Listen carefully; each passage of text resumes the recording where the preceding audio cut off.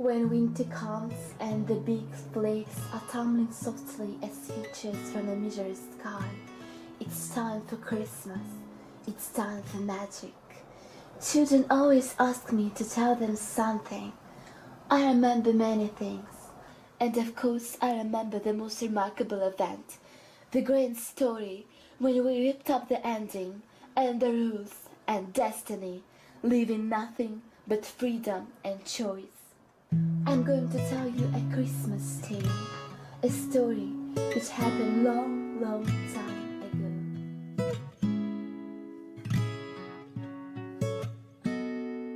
This is us. If you're wondering what do I mean by saying us, here's a tip.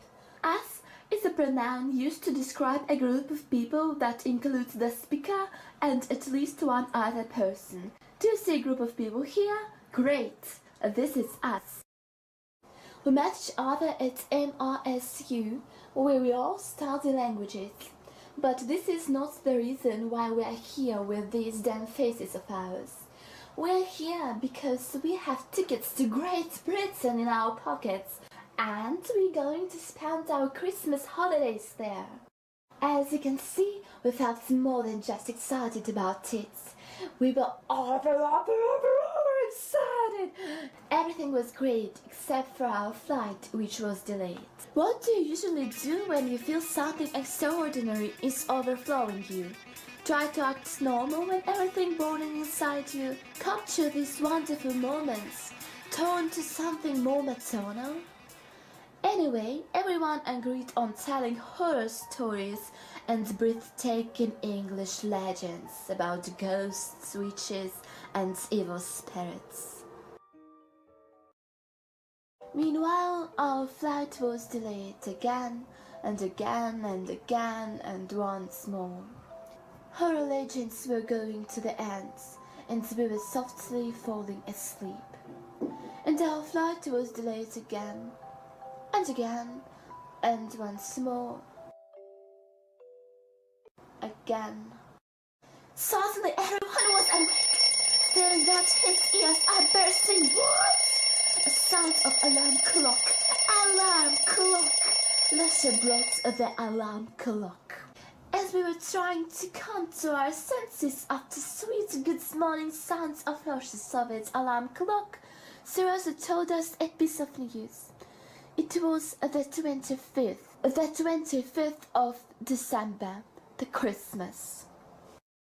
I'm not going to tell you, my children, what words exactly was said. Believe me, you don't want to know what these were. I'll just say that we were a little bit, upset. Just a little bit. Our English Christmas was gone, just as our desire to live and enjoy.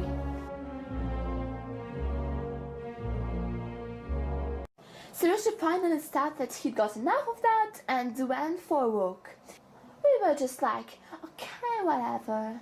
Then it began. Suddenly a very suspicious character came to us, and with a manic enthusiasm that seemed to come from nowhere, started offering us a black man's sock, which, according to his words, was an amazing Christmas stocking.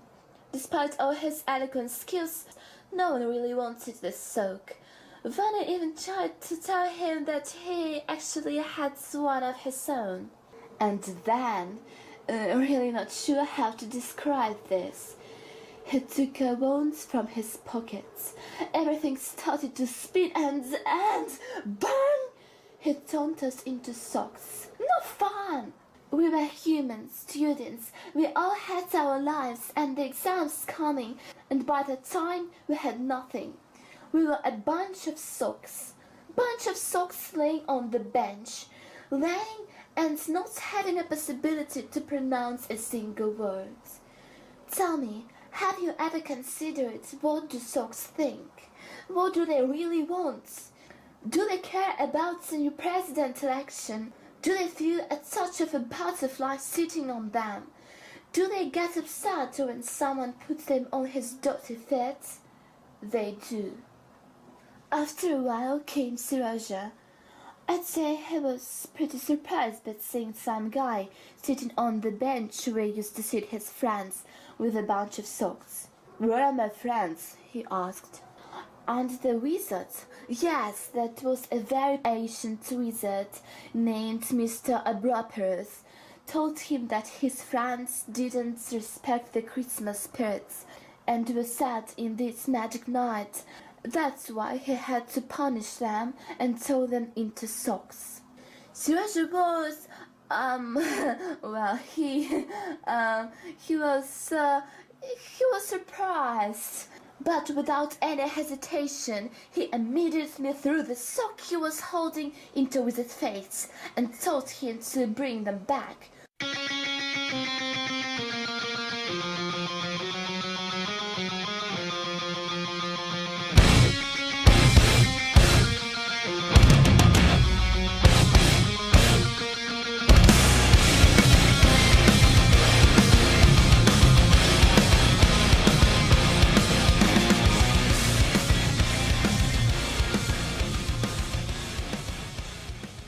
And finally the wizard waved his magic wand and saw a barrel of the gun from Seroja's hands. But it worked!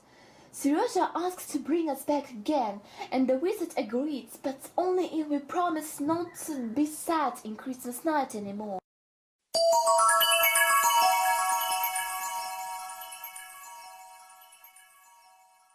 We were back together again. As a matter of fact, I have to admit that human being is not the worst form of living things.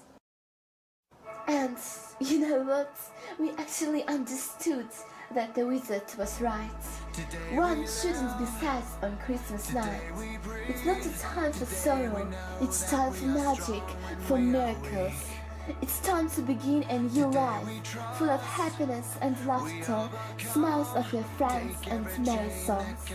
And we swear we will never ever be sad on Christmas night again.